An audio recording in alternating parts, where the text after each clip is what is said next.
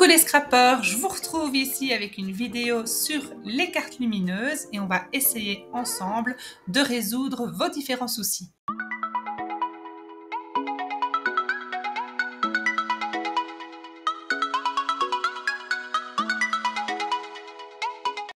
Lorsque vous réalisez le trajet qui relie vos différents LED à votre interrupteur, il est important de laisser au moins un demi-centimètre entre votre LED et un changement de direction, comme ici ou ici. Autre petite précision, terminez bien votre trajet dans l'axe de votre interrupteur. Lorsque vous allez placer votre fil de cuivre le long de votre trajet, détachez-le progressivement afin d'éviter qu'il ne s'en mêle ou se déchire.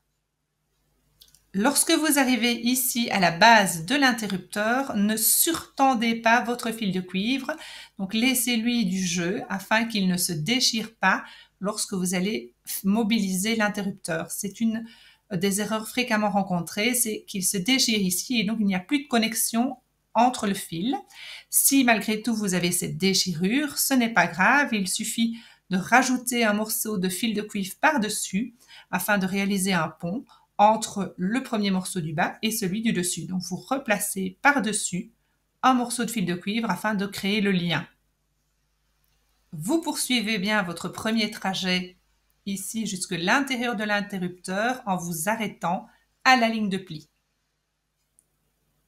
Le deuxième trajet est bien placé en parallèle du premier, de l'autre côté de notre trait, et les deux fils de cuivre sont proches mais ne se touchent pas.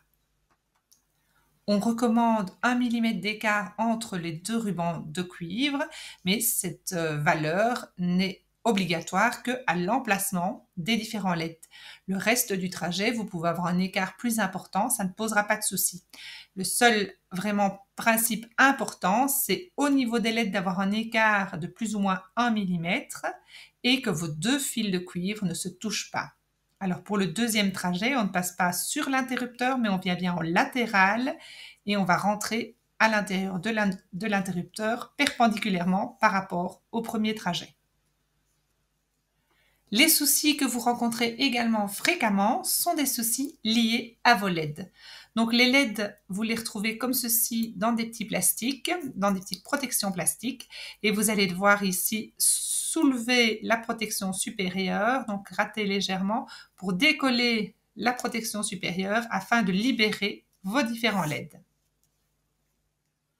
Je vais commencer par les caractéristiques du LED. Donc le LED, quand il est positionné dans sa protection, il est à l'endroit, c'est-à-dire qu'il est bien positionné. Donc la partie jaune est sur le dessus et vous allez mettre votre LED entre les deux fils de cuivre. Donc ici, de part et d'autre, vous aurez votre fil de cuivre et le LED va venir se positionner au centre. Donc ici, on a notre LED qui est à l'endroit. Il est plus long que haut. Et l'arrière du LED, lui, il a un petit trait bleu au centre, une petite verticale au centre.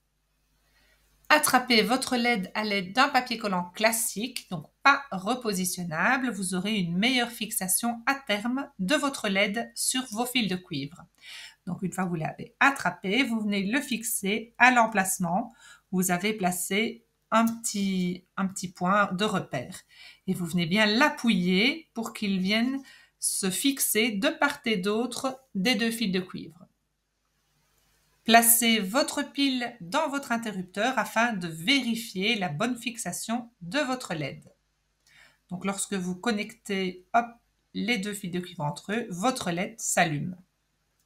Là, vous êtes OK avec le premier LED et vous allez pouvoir fixer les suivants de la même manière.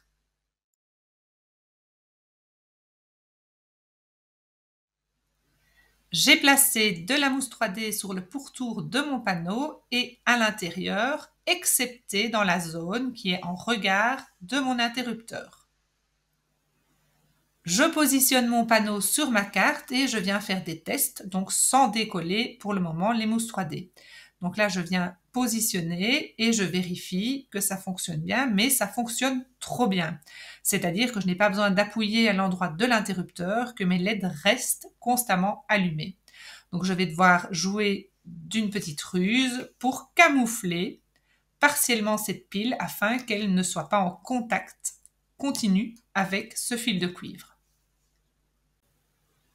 Donc ici, pour que le contact ne se réalise pas dès que l'interrupteur est fermé, mais juste quand on appuie ici sur l'extrémité, il va falloir camoufler la pile avec du papier collant classique, donc pas du repositionnable. Et donc je vais camoufler presque l'entièreté de ma pile. Je ne vais conserver visible de ma pile que une toute petite partie. Donc si vous placez le petit plus présent sur la pile dans le bas, vous allez pouvoir recouvrir avec du papier collant jusqu'à la ligne horizontale du plus.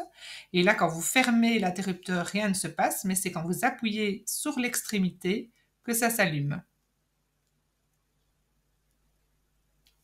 Donc, pour rappel, un circuit qui ne fonctionne pas peut être dû soit à un LED mal fixé, soit à une déchirure ici au niveau de la base de votre interrupteur.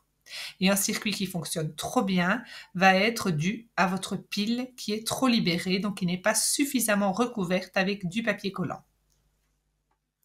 Une fois votre panneau fixé sur votre carte, il vous reste juste à y apposer ce petit écriteau.